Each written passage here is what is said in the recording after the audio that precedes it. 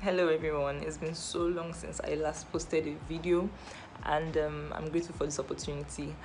I'll be reading from James chapter 1 from verse 2 to verse 4. My friends, consider yourselves fortunate when all kinds of trials come your way. For you know that when your faith succeeds in facing such trials, the result is the ability to endure.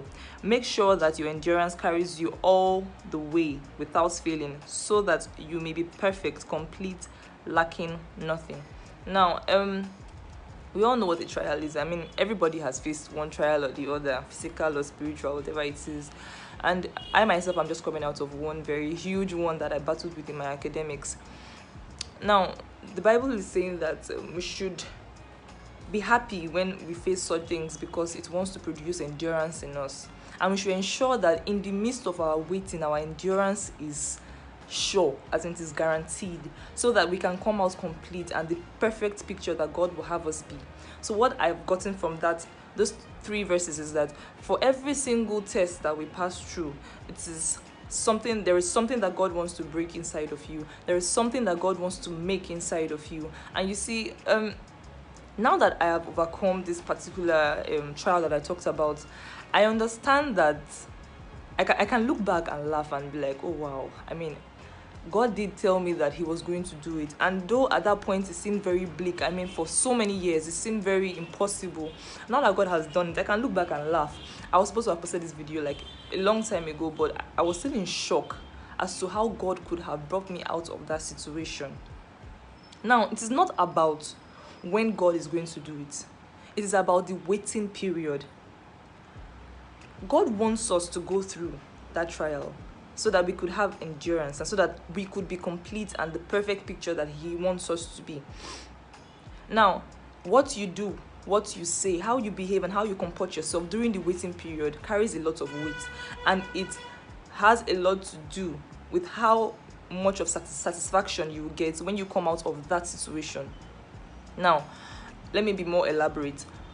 I faced a lot of difficulties in my academics, and for a very long time people kept asking me what exactly was going wrong. I mean, what is it that you have issues understanding, or you have maybe problems with the reading? I mean, a first class student suddenly having issues, it's you cannot place it. And then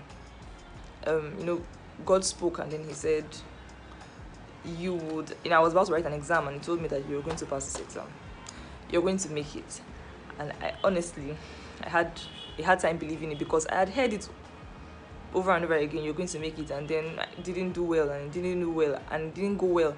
And I was wondering that this time, is it going to be any different? I've heard this before. And then he reminded me of the story of Abraham, how he promised him at the age of 75 that he was going to give him a son. And then years after, nothing.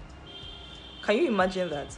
So now, what I derived from all this is that if God says he's going to do it, it means that he's going to do it in his own time, when it is supposed to be perfect, not at your own time. And the fact that God is telling you that he's going to do it today does not mean he's going to do it tomorrow. He might do it in 20 years. He only knows. But the fact is that he reveals it to you because he wants you to know that you will come out of this situation. But what you do during this situation is what will end up making or breaking you. So watch what you say. Oh yes, things are not going well, but I'm not going to confess that I am a failure. I'm going to confess that I'm a success. I am intelligent. I am smart. I am outstanding. I am not like others. I am flying on eagle's wings. Confessing such things when you know what has happened in the past is very funny, and sometimes you just look and just laugh at yourself. But keep saying it and keep praying it into existence.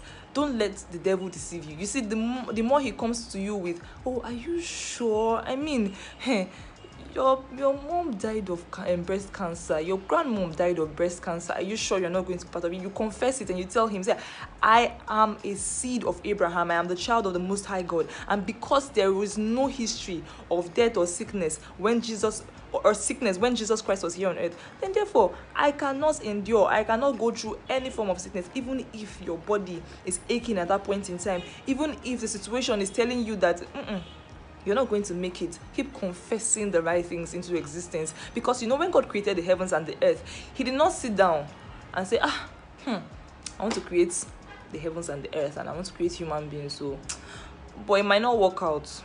He didn't do that. let there be light, and there was light. So you see, he will give you whatever it is that you open your mouth to say. Even though God says that he is going to give you success, even though God says he's going to make you financially stable, if you keep confessing the opposite, if you keep proclaiming the opposite, then it's the opposite that you will keep getting. Because God is not going to put so much value in the hands of someone that does not appreciate, or someone that keeps doubting his ability to do those things. Now it says that in verse 4, make sure that your endurance carries you all the way without failing, so that you may be perfect and complete, lacking nothing.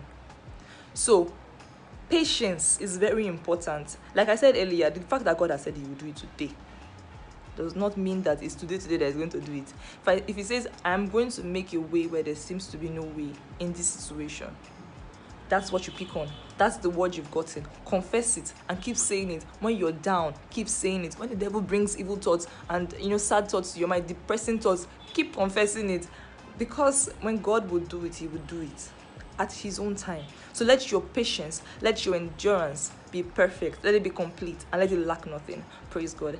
I hope you were blessed by this. Thank you very much.